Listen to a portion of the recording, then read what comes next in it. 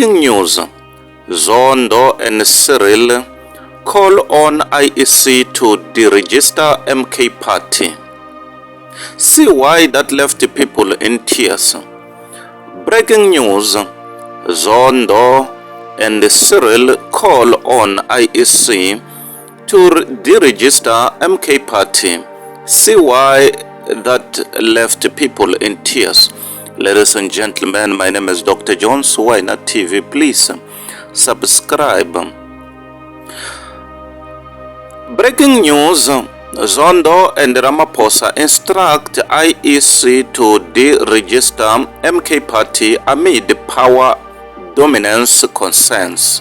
In a bold move aimed at curbing potential power dominance in South Africa's political landscape, Deputy Chief Justice Raymond Zondo and President Cyril Ramaphosa have directed the Independent Electoral Commission (IEC) to deregister the MK party. The decision comes amidst escalating fears of the party's growing influence and its potential to disrupt the nation's democratic fabric. The MK party, formerly known as Umkhonto Wesizwe Military Veterans Association, has emerged as a formidable force in recent years, leveraging its historical ties to the liberation struggle and rallying support among disaffected segments of the population. However, concerns have been raised regarding the party's commitment to democratic principles and its alignment with the broader interests of the nation. Breaking exclusive, highly sensitive information: the Umkhonto Wesizwe party will not be on the ballot paper. I have been exclusively made aware that MK will not be on the ballot paper.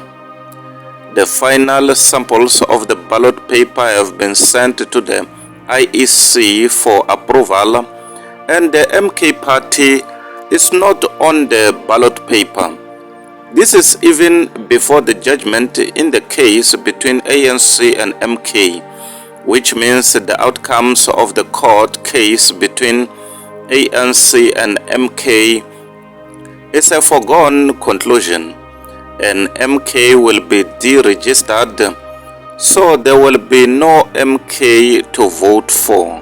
Deputy Chief Justice Raymond Zondo, renowned for his role in heading the Zondo Commission investigating allegations of state capture, emphasized the imperative of upholding democratic norms and preventing any single entity from unduly influencing the country's political trajectory.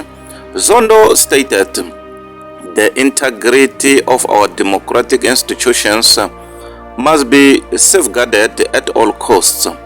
We cannot allow any entity, regardless of the history or rhetoric, to undermine the democratic values for which so many fought and sacrificed." President Cyril Ramaphosa echoed Zondo's sentiments, underscoring the government's commitment to preserving the integrity of South Africa's democratic process. Ramaphosa stressed the need for vigilance in safeguarding the nation's democratic institutions against undue influence and manipulation. The deregistration of the MK party is a necessary step in upholding the principles of democracy and ensuring that the will of the people remains paramount, he affirmed. The decision to deregister the MK party has ignited a firestorm of the debate across the political spectrum.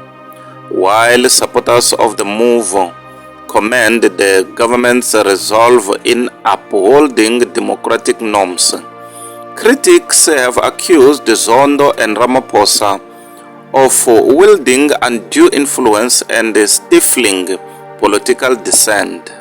Opponents of the deregistration argue that it sets a dangerous precedent for curtailing political pluralism and stifling opposition voices. They contend that the move undermines the fundamental principles of democracy and risks alienating segments of the population who feel marginalized by the mainstream political establishment. The deregistration of the MK party marks a pivotal movement in South Africa's political landscape, underscoring the delicate balance between preserving democratic values and addressing legitimate concerns about potential power consolidation. As the nation grapples with the aftermath of this decision, the future of political discourse and democratic governance hangs in the balance. Someone commented and said, the MK is a seekers, party of fools for fools. Another one commented and said, what's bugging these people? They have no peace. Looking at another news, ANC of Ramaphosa fails to submit court papers. Case in limbo. In a recent development that has further ignited tensions within South Africa's political landscape, the African National Congress, ANC, led by President Cyril Ramaphosa, has failed to submit crucial court papers requested by the judiciary. The papers were necessary for a significant case to proceed, leaving the legal process hanging in limbo. The case in question revolves around a contentious issue where the Umkhonto weSizwe MK party, a political entity deeply rooted in the history of anti-apartheid struggle, has vowed to defend the rights of Bantu African South Africans.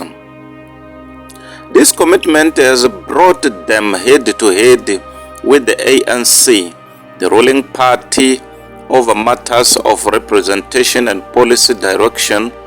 The failure of the ANC to provide the necessary documents as requested by the court has raised eyebrows and triggered a wave of criticism from various quarters. Legal experts argue that such negligence undermines the principles of transparency and accountability, which are fundamental to a functioning democracy. The Umkhonto weSizwe MK party, founded during the apartheid era as the armed wing of the ANC, has positioned itself as a defender of the interests of Bantu African South Africans, a group historically marginalized and disenfranchised. The Umkhonto weSizwe MK party, founded during the apartheid era as the armed wing of the ANC, has positioned itself as a defender of the interest of Bantu African South Africans, marginalized and disenfranchised. With a resurgence in its political activism, the party has garnered significant support from communities disillusioned with the ANC's leadership and policies. In response to the ANC's failure to comply with the court's request, leaders of the Umkhonto weSizwe MK party have reiterated their commitment to upholding the rights and dignity of Bantu African South Africans. They have vowed to pursue all legal avenues to ensure justice and accountability prevail, signaling a potential escalation in the already tense political climate.